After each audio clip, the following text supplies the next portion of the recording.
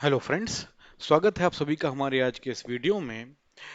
हम आज के अपने इस वीडियो में प्राचीन भारतीय इतिहास में दो चीज़ों के ऊपर बात करेंगे, जिसमें से पहला जो टॉपिक है वो है भारत पर सिकंदर का आक्रमण, या प्राचीन भारत प्राचीन भारतीय इतिहास में भारत के ऊपर जो भी आक्रमण होते रहे हैं। उसके अलावा जिस टॉपिक के ऊपर हम बात करने वाले हैं वो है महाजनपद।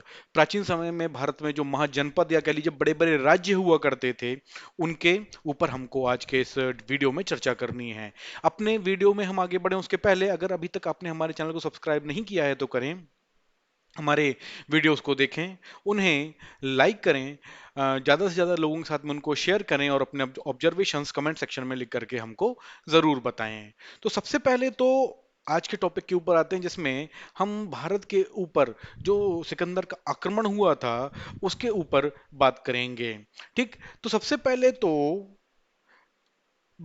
भारत पे सिकंदर का आक्रमण उस समय के आक्रमणकारियों का, इन्वेडर्स का पहला आक्रमण नहीं था। अगर अविश्वस्त सूत्रों की माने तो भारत पर, या कहना चाहिए भारत के उस लैंडस्केप पे, ठीक है ना, जो क्या कहते हैं, जिसको हम आज की तारीख में भारत कहते हैं, उसके ऊपर जो आक्रमण थे वो ईसा से 2500 साल पहले से होते रहे। एक प्रमाण ईसा से 800 साल पहले का भी मिलता है। ठीक, जिसमें एक रानी ने भारत के ऊपर आक्रमण किया था और उस समय पे जो राजा था उसने उसको बहुत ही बुरी तरीके से हराया था कि वो 4 लाख की सेना लेकर के, वो रानी आई थी यहाँ पर आक्रमण करने के लिए और 20,000 की सेना लेकर के वापस गई थी। ठीक, लेकिन हम आज सिर्फ उन्हीं आक्रमणकारियों के बारे में या उन्हीं आक्रमणों के बारे में बात करेंगे जिनके बारे में हमको कुछ स्पष्ट प्रमाण मिलते हैं। और अगर उनके ऊपर बात की जाए तो सबसे पहले भारत के ऊपर ईरानी शासकों ने आक्रमण आरंभ किए थे। पर्शिया, ठीक है ना, वहां के फारस, जिसको हम फारस कहते हैं आज की तारीख में, और आज की तारीख में जिसको हम ईरान कहते हैं, वहां के शासकों ने आक्रमण प्रारंभ किए थे। भारत की जो जमीन थी उसमें बहुत सारी नदियां थीं। यहाँ का जो एटमॉस्फेयर था वो बिल्कुल ही अलग था। ठीक है, और जो जमीन थी वो बहुत ही उपजाऊ थी। यहाँ पर लोगों के पास सोना बहुत था, बहुत सारे मिनरल वेल्थ बहुत ज्यादा थी, खेती बहुत ही अच्छी थी। तो इन सब वजहों से ये जो जमीन थी वो लोगों के आकर्षण का केंद्र हमेशा से रही थी। उसके अलावा भारत को सोने की चिड़िया कहा जाता था। इसके बारे में ऐसी चीजें, ऐसी फेबल्स थी, मतलब कि कहने ऐसी कहानियां प्रचलित थी, जिस वजह से लोग इस तरफ में आकर के अपना साम्राज्य बनाना चाहते थे, अपना साम्राज्य बसाना चाहते थे। ठीक है, तो ये जो आक्रमण थे वो कोई नई बात नहीं थी। क्या कहते हैं, जिस भी बाहर के राजा को मौका मिला उसने अपना साम्राज्य इस तरफ फैलाने की कोशिश की। अब वो सफल हो पाया या नहीं सफल हो पाया, ये एक बात की बात है। ठीक, तो जैसे हमने कहा कि जो आक्रमण शुरुआत में प्रारंभ हुए थे वो ईरानी शासकों के द्वारा किए गए थे, और जो पहला विदेशी आक्रमण था वो ईरान के हखमनी वंश के राजाओं ने किया था। ठीक है, तो जब इस क्रम में बात की जाए तो पहला जो नाम आता है जिसने भारत के ऊपर या भारत की तरफ बढ़ने की कोशिश की, ठीक है, उनमें पहला नाम आता है साइरस द ग्रेट का। ठीक, जो इस वंश का संस्थापक भी था। तो जब देखा जाए तो इसका आक्रमण ईसा से 538 बिफोर क्राइस्ट में हुआ था, लेकिन कहना चाहिए जो हम, जिसको हम क्या कहते हैं, कोर इंडिया मानते हैं, सेंट्रल इंडिया मानते हैं, उस तरफ में नहीं हुआ था। इन और जो इन आक्रमणों की हमेशा क्या कहते हैं शुरुआत है, वो 6th सेंचुरी बिफोर क्राइस्ट से, या कह लीजिए बिफोर बिफोर कॉमन एरा से 4th सेंचुरी बिफोर क्राइस्ट या बिफोर कॉमन एरा कहा जा सकता है कि इस बीच में बहुत सारे आक्रमण भारत पर हुए थे। ठीक है, तो जो साइरस का आक्रमण हुआ था वो वर्तमान भारत के पश्चिमी इलाके में हुआ था, और उसने जितना भी इंडस के वेस्ट का एरिया था, इंडस मतलब सिंधु नदी, ठीक है ना, वेस्ट का एरिया, उसको अपने साम्राज्य में मिला लिया था। ठीक, उसके बाद जब उसका समय काल चला गया और उसकी मृत्यु हो गई, तो उसके बाद ईरान में ही एक दूसरा शासक आया जो ईरान के एकेमेनियन वंश से ताल्लुक रखता था, और इनका नाम था डेरियस प्रथम। ठीक है, और इन्होंने 516 ईसा पूर्व में भारत के ऊपर आक्रमण किया था। अब इसमें फिर हम जिस चीज को जो कहना चाहिए, कह सकते हैं कि इनका आक्रमण कह लीजिए कि उस समय का जो भारत था वो, या उस समय का जो मुख्य साम्राज्य था, उसके साथ में इनकी कोई लड़ाई नहीं हुई। हाँ, ये अगर साइरस ने इंडस के वेस्ट तक पे अटैक किया था, तो डेरियस के समय में जो पर्शियन पर्शियन आर्मीज थी, उन्होंने हिमालय को क्रॉस करके वो इंडिया में आए थे, और उन्होंने सेकेंड फेज ऑफ कंक्वेस्ट जो था वो लॉन्च किया था। और उनका जो राज्य था वो पंजाब में, वर्तमान पंजाब में झेलम तक था। इस पूरे समय में भारत का जो मुख्य साम्राज्य था, उसकी राजधानी, या कह लीजिए उसका जो सबसे बड़ा कहना चाहिए एरिया था, जो सबसे बड़ा महाजनपद उस समय का प्रसिद्ध था, वो था मगध। और वहां पर जो शासन था वो बिंबिसार का हुआ करता था। बिंबिसार। ठीक। लेकिन इन दोनों ही शासकों का कभी भी बिंबिसार के साथ में कोई सामना नहीं हुआ। और जब साइरस के बारे में बात करें तो वो सिंधु नदी तक थे, उनका साम्राज्य था। जब हम डेरियस के बारे में बात करें तो उनका जो साम्राज्य था वो भारत में झेलम तक आ गया था। ठीक। अच्छा, जो उस समय के अभिलेख मिलते हैं जिसमें बहसीतून, पारसिपोलिस एवं नक्शे रुस्तम से ये पता चलता है कि उसने सर्वप्रथम सिंधु नदी के तटवर्ती भारतीय भूभाग पर कब्जा किया, और उसने पंजाब और सिंधु के पश्चिमी क्षेत्र पर कब्जा किया।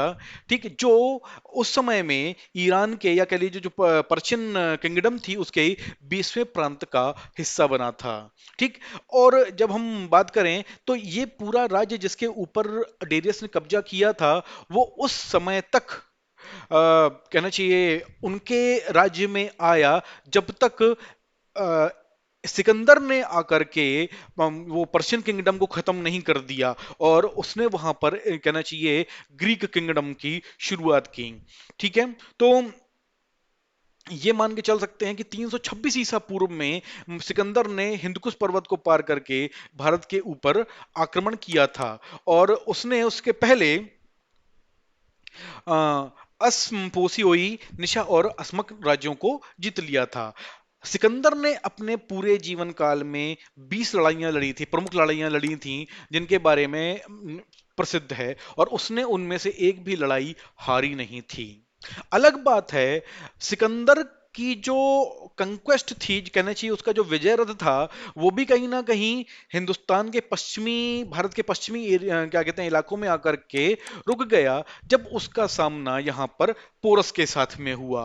हाँ, पोरस से लड़ाई होने से पहले सिकंदर ने खैबर दर्रे से होकर के भारत में कदम रखा था, और उसने पहला आक्रमण तक्षशिला में के ऊपर किया था। ठीक है, तक्षशिला। और उस समय वहां का राजा हुआ करता था आम्भिक, जिसने सिकंदर के सामने समर्पण कर दिया था, और क्या कहना चाहिए उसको अपनी दोस्ती ऑफर की थी, और क्या कहते हैं हर तरीके से उसकी मदद की थी। उसके अलावा अभिशार के शासक ने भी उस समय सिकंदर के सामने आत्मसमर्पण कर दिया था। जब हम बात करते हैं पुरु के बारे में, या जिनको हम पुरस के नाम से भी जानते हैं, उनका राज्य झेलम और चिनाब नदी के बीच में पड़ता था। ठीक है, और उनका सामना झेलम नदी के तट पर सिकंदर से हुआ था, जिसको वितस्ता या फिर हाई डेस्पीज के युद्ध के नाम से जाना जाता है। ठीक है, तो हाई डेस्पीज के युद्ध के नाम से जाना जाता है। ठीक है, और इस युद्ध में जो गौर करने वाली बात थी, ये कि सिकंदर की सेना का सामना पहली बार हाथियों से हुआ था। अलग बात है, जो उस समय की एटमॉस्फेरिक कंडीशन थी, उस समय का जो मौसम था, इस वजह से इस युद्ध में हाथी अच्छा परफॉर्म नहीं कर पाए, या कह लीजिए वो अच्छे से, जितने अच्छे से युद्ध लड़ पाते थे उतने अच्छे से वो युद्ध नहीं लड़ पाए। इसलिए पुरु की इस युद्ध में पराजय हो गई थी। और इस युद्ध में सिकंदर की सहायता करने वाले जो भारतीय शासक थे उनमें शाशिगुप्त का नाम आता है, आम्भिक का नाम आता है और संजय का नाम आता है। उसके बाद सिकंदर की सेना ने व्यास नदी से आगे बढ़ने से इनकार कर दिया था और उस समय में सिकंदर की सेना में यह भ्रम भी फैलाया गया था कि जब पुरु एक बहुत ही छोटा राजा था और उसकी सेना ने सिकंदर की सेना को इतना ज्यादा इतनी कड़ी टक्कर दे दी, इतनी ज्यादा दिक्कतें उसकी उसको युद्ध जीतने में आई, तो आगे जो नंद वंश का शासन था मगध में उस समय पे, तो उनकी सेना बहुत ही विशाल थी और वो बहुत ही ताकतवर लोग थे। ठीक, तो उनके सामने सिकंदर की सेना का क्या हाल होने वाला है, वो भी तब जब वो इस ना तो इस एरिया को जानते थे, ना यहाँ की जलवायु को जानते थे, और यहाँ की जलवायु से कोप अप करना भी उनके लिए उतना आसान नहीं पड़ रहा था। इसलिए एक तरीके से सिकंदर की सेना में विद्रोह हो गया और सिकंदर की सेना ने व्यास नदी से आगे बढ़ने से मना कर दिया। हाँ, लौटते समय उसने सिबोई, अग्रसेनी, मालव, क्षुद्रक, अंबस्ट, कठ और मुसिकनोई राज्यों को जीता था। सिकंदर ने भारत से वापस जाते समय अपने भूभाग को 3 हिस्सों में बांट दिया था। ठीक है, 3 हिस्से कर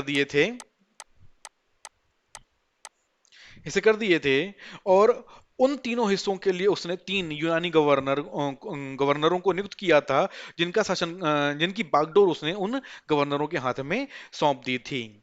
अब सिकंदर की मृत्यु बेबीलोन में 323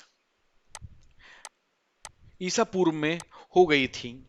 ठीक है, और उसके बाद जो उसका राज्य था वो बंट गया था। ठीक है, तो खैर यहां पर जब हम बात करते हैं सिकंदर के राज्य के बारे में, ठीक है, तो सिकंदर की मृत्यु को लेकर के बहुत सारे संदेह हैं। कोई कहता है कि उसको मलेरिया हो गया था, कोई कुछ और कहानी कहता है, कुछ कोई बहुत लोग कहते हैं कि उसको जहर दे दिया गया था, क्योंकि उसका इरादा कहीं से भी अपने जो अपना एक तरीके से जो कंक्वेस्ट चल रही थी, जो क्या कहते हैं, जो अपनी लड़ाइयों का जो क्रम था उसको रोकने का नहीं था। वो फर्दर अपने जो एक्सपेडिशंस थे उनको कंटिन्यू रखना चाहता था। ठीक, और इस बात से जो उसकी सेना थी वो क्या कहते हैं बहुत खुश नहीं थी, संतुष्ट नहीं थी। अलग बात है जब हम सिकंदर के आक्रमण के बारे में बात करें, तो वो पंजाब प्रांत तक आकर के लौट गया, लेकिन उसके आने का प्रभाव कहीं ना कहीं हम भारतीय संस्कृति के ऊपर देखने को मिला। जैसे कि भारत और यूरोप के बीच में संपर्क की स्थापना हो गई, व्यापार के हिसाब से भी, वाणिज्य के हिसाब से भी और संस्कृत के हिसाब से भी। और क्या कहते हैं, भारत और यूनान के बीच में प्रत्यक्ष संपर्क था, वो भी स्थापित हो गया।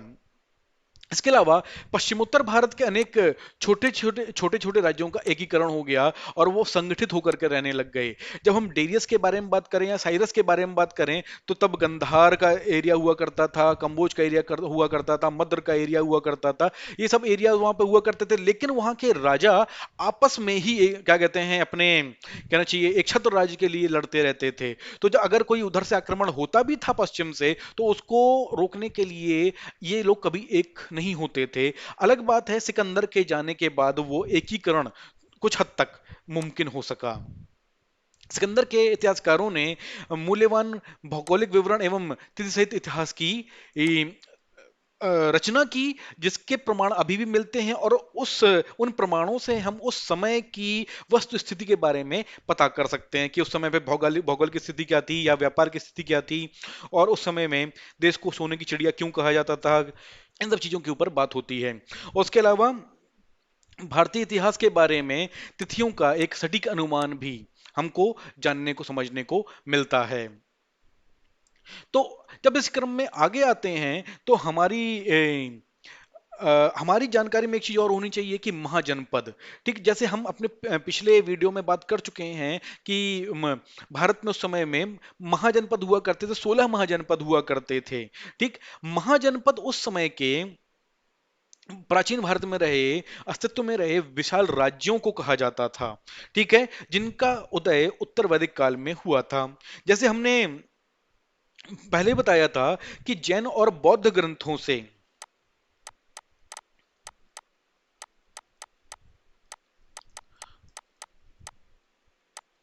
इन महाजनपदों के बारे में काफी जानकारी मिलती है, इन ग्रंथों में उसका उल्लेख हमको देखने को मिलता है। ठीक है। और ये उत्तर वैदिक काल वो काल था जब एक संगठित विशाल साम्राज्यों का उदय की शुरुआत हुई, प्रारंभ हुआ। ठीक है। और ये वही समय था जब क्या कहते हैं भारत में जैन धर्म और बौद्ध धर्म का प्रादुर्भाव हुआ। जो जैसे हमने कहा था महाजनपदों की संख्या 16 हुआ करती थी। और बौद्ध ग्रंथ अंगुत्तर निकाय, अंगुत्तर निकाय, महावस्तु, और जो जैन ग्रंथ उस समय का हुआ करता था भगवती सूत्र।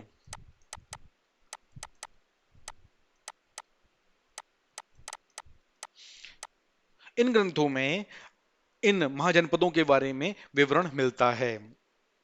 जब हम इनकी भौगोलिक लैंडस्केप के बारे में बात करें कि ये कहाँ से कहाँ तक फैले हुए थे, तो वर्तमान के अफगानिस्तान से लेकर के बिहार तक और हिंदुकुश से लेकर के गोदावरी नदी तक ये महाजनपद फैले हुए थे। और बिहार तक भी क्या, हम बंगाल तक को भी काउंट कर सकते हैं कि वहां तक भी ये महाजनपद जो थे वो फैले हुए थे। ठीक है।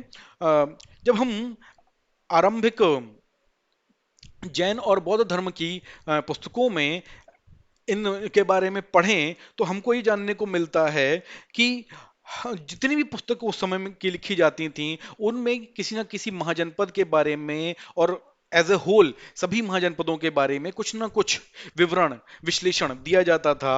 ठीक है। और हालांकि अलग अलग ग्रंथों में इन राज्यों का नाम अलग अलग दिया गया है, जो एक मेन बात बताने काबिल है। ठीक है। तो अब हम बात करेंगे उन महाजनपदों के नाम के बारे में और उनकी राजधानियां क्या क्या थीं उनके बारे में। तो जो सबसे बड़ा और प्रभावशाली महाजनपद था उसका नाम था मगध। मगध, और इसकी राजधानी थी राजगृह। और हमने अपने पिछले वीडियो में इसके ऊपर बात की थी कि जो बिंबिसार के समय में उन्होंने अपनी राजधानी को राजगृह में स्थापित किया था। और उन्होंने अपने समय में एक तरीके से एक्सपेंशन की नीति अपनाई हुई थी और आसपास के 4-5 महाजनपदों के ऊपर आक्रमण करके उनको अपने राज्य में मिला लिया था। जो दूसरा महाजनपद था उस समय का, उसका नाम था अवंती, और इसकी राजधानी हुआ करती थी उज्जैनी या महेशमती, अवंतिका भी कहते थे। ठीक है। उज्जैन जिसको हम आज की तारीख में कहते हैं, उस अवंती महाजनपद की वो राजधानी हुआ करती थी। तो तीसरा महाजनपद था उसका नाम था वज्जी, और इसकी राजधानी थी वैशाली। चौथा महाजनपद था कौशल, और इसकी राजधानी थी श्रावस्ती, जो आज की तारीख में बहराइच शहर में, उत्तर प्रदेश में बहराइच शहर के पास में पड़ती है। पांचवा महाजनपद था काशी, और इसकी राजधानी वाराणसी थी। अगला महाजनपद था अंग, जिसकी राजधानी चंपा थी। अगला महाजनपद था मल्ला, जिसकी राजधानी कुशनारा थी। अगला महाजनपद था चेदी, जिसकी राजधानी सोथिवती थी। अगला महाजनपद था वत्स, जिसकी राजधानी थी कौशाम्बी। अगला महाजनपद था कुरु, जिसकी राजधानी थी हस्तिनापुर। अगला महाजनपद था मत्स्य, और इसकी राजधानी थी विराटनगर। अगला महाजनपद था पंचाल, और इसकी जो राजधानी थी कांपिल्य या अहिक्षेत्र इसको बोलते थे। अगला महाजनपद था सूरसेन, और इसकी राजधानी थी मथुरा। अगला महाजनपद था गंधार, जिसकी राजधानी थी तक्षशिला। अगला महाजनपद था कंबोज, इसकी राजधानी थी राजपुरा। और अगला महाजनपद था अश्मक, जिसकी राजधानी थी पोतन। ठीक। इन सभी महाजनपदों का जिक्र जो भी आक्रमणकारी भारत में आए और जिन्होंने भारतवर्ष के ऊपर अपना आधिपत्य जमाने की कोशिश की, कहीं ना कहीं उनके आक्रमण के रूट के ऊपर, उनके मार्ग के ऊपर ये सभी महाजनपद पड़ते थे, जिनका कहीं ना कहीं जिक्र आता है और हमको पढ़ने को मिलता है। जैसे अगर हम सिकंदर के आक्रमण के बारे में बात करें तो जिस तरीके से यहाँ पर गंधार के बारे में बात हो रही है। ठीक है। ठीक है। और बाकी चाहे साइरस का समय रहा हो चाहे डेरियस का समय रहा हो, तो गंधार का जिक्र हर जगह देखने को मिलता है। ठीक। और ये कहा जाता है कि गंधार में ही तक्षशिला विश्वविद्यालय जो हुआ करता था, वहां पर चाणक्य एक अध्यापक के रूप में पढ़ाते थे। और वो अपने साथ में चंद्रगुप्त मौर्य को भी लेकर के गए थे, जिन्होंने बाद में मगध में मौर्य वंश की स्थापना की थी, धनानंद को हरा करके। और यहीं पर कहना चाहिए, लेकिन इस बात का कहीं कोई खास प्रूफ नहीं है कि यहीं पर चंद्रगुप्त का सामना सामना नहीं, चंद्रगुप्त की भेंट सिकंदर से हुई थी, उन्होंने उनको देखा था। ठीक, लेकिन इस बात का कहीं कोई कहना चाहिए सही से प्रमाण नहीं मिलता है। ठीक, तो ये वो महाजनपद थे, ये उस समय के विशाल साम्राज्य थे जो भारतवर्ष में पाए जाते थे। तो आज के इस वीडियो में इतना ही। मैं उम्मीद करता हूं कि हमारा आज का वीडियो आप सभी को पसंद आया होगा, और आप हमारे चैनल को सब्सक्राइब जरूर करेंगे, हमारे वीडियोस को देखेंगे, उनको लाइक करेंगे, ज़्यादा से ज़्यादा लोगों के साथ में उसको शेयर करेंगे, और अपने ऑब्जर्वेशंस कमेंट सेक्शन में लिख करके हमको बताएंगे। बहुत जल्दी आपसे अपने अगले वीडियो में फिर मुलाकात होगी। Thank you very much.